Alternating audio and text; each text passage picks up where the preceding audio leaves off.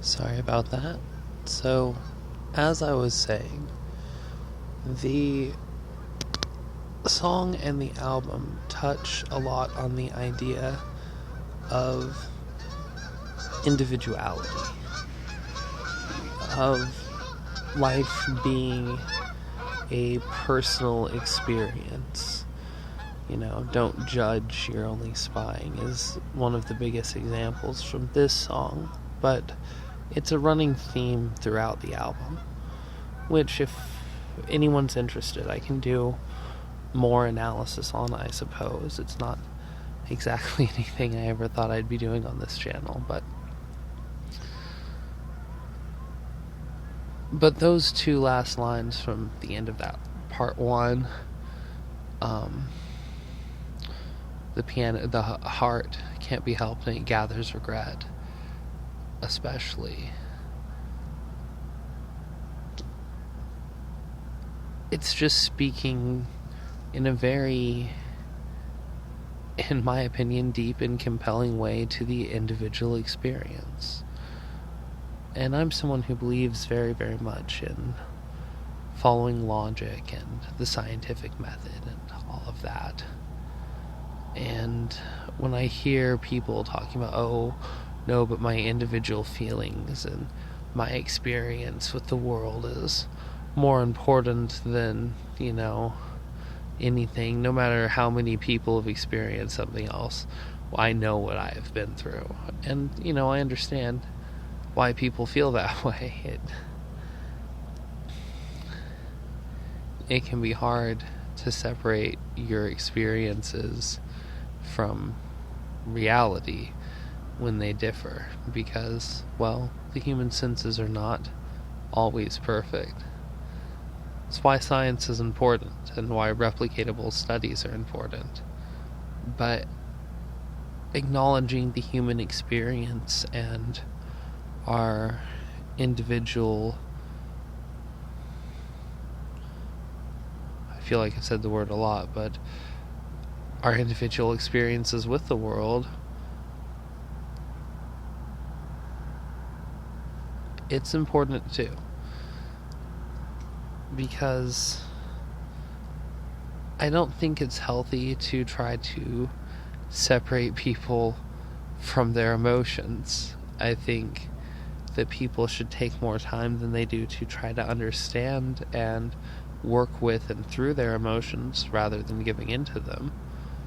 And that is an individual responsibility to fall on all of us, but that just brings us back to the line. A heart can't be helped, and it gathers regret. It can't be helped because you have to worry about your own heart. Now, that doesn't mean giving up on love, as I mostly have. It just means that no matter how deeply you fall for someone, you always make sure to look out for yourself. A subject I've touched on in the past. And then there was, of course, one day you'll wake up and feel a great pain, and you'll miss every toy you've ever owned. This one is maybe not to be taken quite literally, but close. I think there are days when most healthy adults wake up and miss pieces of their childhood, which is really what this line is speaking about. You'll want to go back. You'll wish you were small. Nothing can stop your crying. Okay, enough singing. I don't think I'll be doing more of that. Anyway.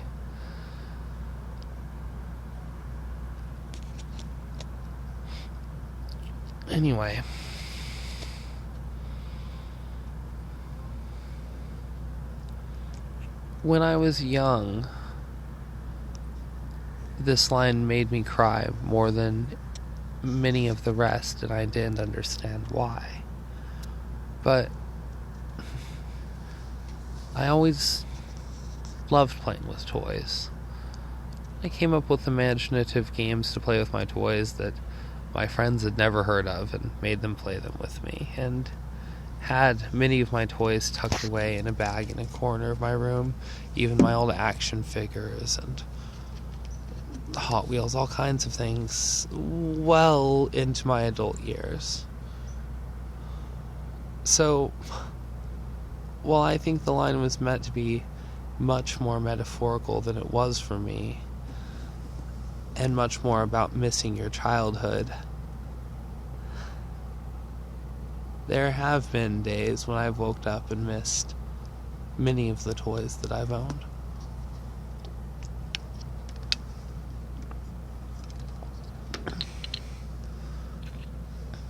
You'll take the clock off of your wall, and you'll wish that it was lying. A line that speaks to the all too common and almost universal experience of wishing that you were younger or that you had a second chance as you hit a certain age. Something which I always empathized with, but never truly understood until, well, I started hitting my later 20s. Not until I started growing up. Really not until the last couple of years.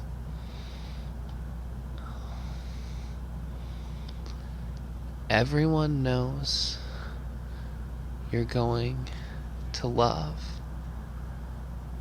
but there's still no cure for crying. This, I think, speaks directly to people who have temporarily given up on love, because it's something that you can't necessarily control when it does find you. So as much as you may believe that it's out of your life, and as much as you may never go seeking it again, love can always find you. Often where you expect it least. But the final lines speak to hope. Love what you have, and you'll have more love. You're not dying. I think those actually come before the lines. Everyone knows you're going to love, but there's still no cure for crying. Yeah, they do. Sorry, it's been a long series of weeks.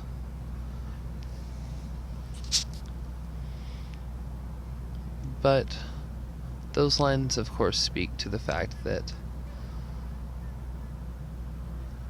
if you love what you have, and no matter what you lose, as long as you don't give up, you'll always have yourself.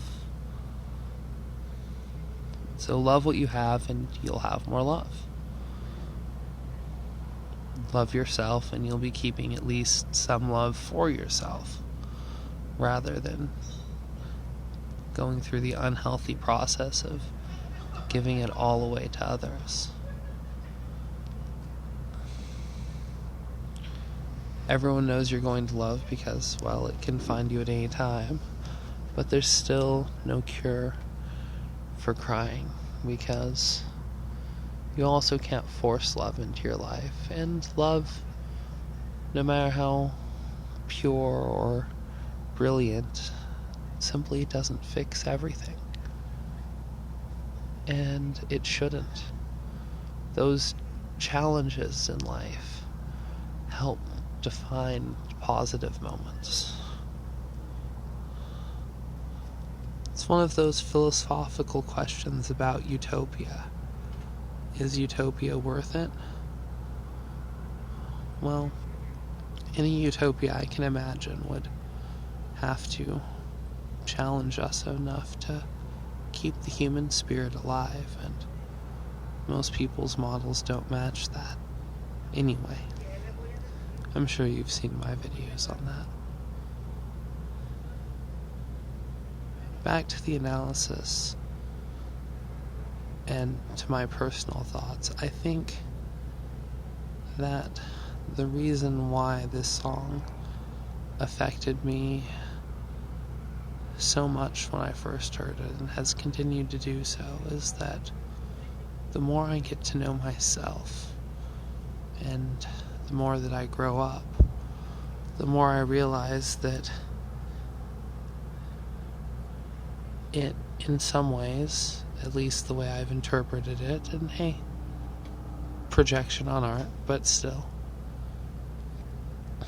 it defines a lot of the problems I've had with giving my love to others and with not keeping any for myself, as well as perhaps with when I was younger, not so much in recent years, being fairly quick to judge and apologetic when I realized I was wrong.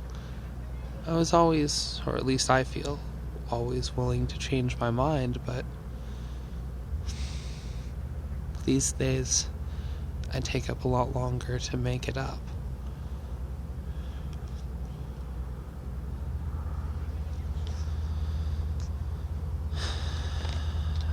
I've only touched on a few of the reasons why this song is important to me, and I just don't think I could even begin to go into all of them, but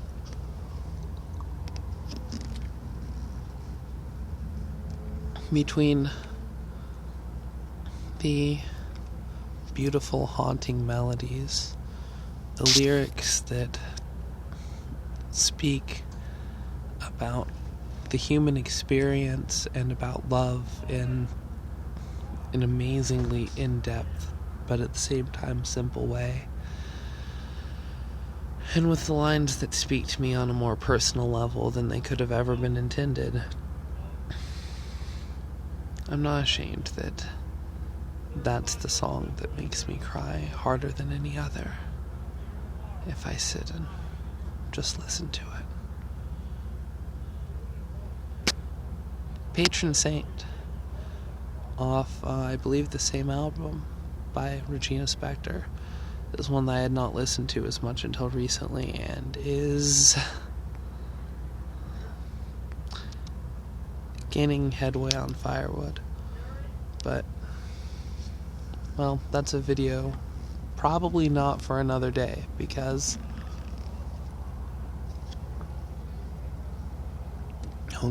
because this musical analysis is just not what this channel's for. But if you want more of it, I do have to say that I'm happy to take viewer requests, and that anything can be argued. So we can always debate my analysis on songs, or indeed entire albums. Hey, that could be fun. Maybe videos like this do belong on this channel. Tell me what you think in the comments below. I mean, just like every video, right? Like and subscribe if you want to. But, you know, I've watched a few of Tim Pool's videos, and he talks about how it's more important to share the videos because reasons. And yeah, if you think my videos are cool, share them with someone. Because I think some of my videos are cool. I think some of my videos are crap, but at least a few people seem to like them. Sorry, just listening to the people behind me. I am fairly near the condos. So anyway, I'm Lewis Cipher, your host. As always, thanks for watching the Devil's Advocate Debate Club. Before I let you guys go, I'm going to take a drink of water, a long deep breath, and then I'll give my terrible, musicless, exhausted, somewhat dry-throated after doing this video, rendition of Firewood for exactly probably none of you to enjoy if you're honest with yourselves about it. So here we go.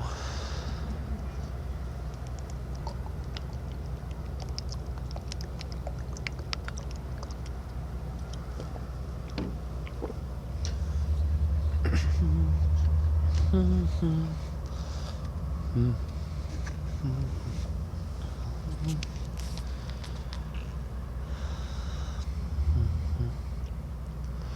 piano is not firewood yet. They try to remember, but still they forget that the heart beats in threes, just like a waltz, and nothing can stop you from dancing. Rise from your cold hospital bed. I tell you, you're not dying. Everyone knows you're going to live.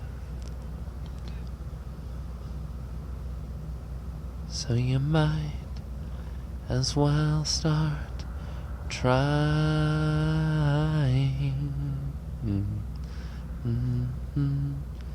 The piano is not firewood yet, but the cold does get cold, so it soon might be that. I'll take it apart, call up my friends, and we'll warm up our hands by the fire. Don't look so shocked, don't judge so harsh.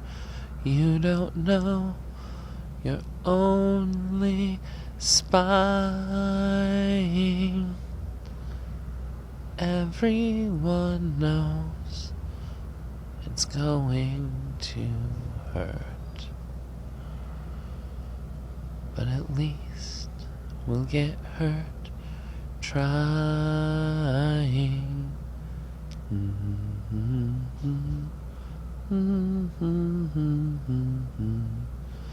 The piano is not firewood yet, but a heart can't be held, and it gathers regret. Someday you'll wake up and feel in great pain, and you'll miss every toy you ever owned. You'll want to go back, you'll wish you were small. Nothing can solve your crying.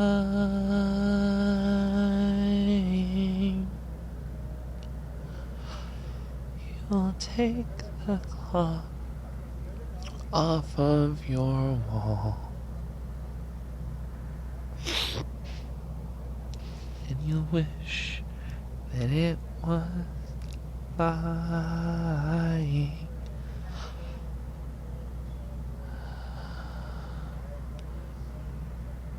Love what you have, and you'll have more love. You're not dying.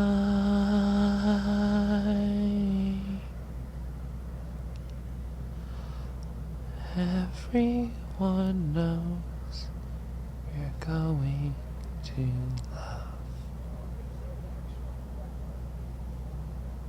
but there's still no cure for crying.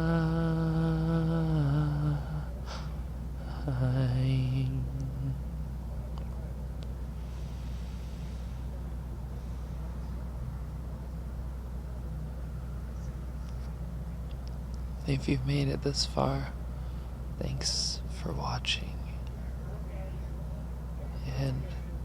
I'm sorry for my horrible singing. The song always makes me not sad, but melancholy. That mix of sad and happy that is the closest emotion to happiness I've ever been able to feel for more than brief periods of time. So it often sets me back on the track that I'm used to, that I'm almost happy with. So chin up, Bright Eyes. You're not dying.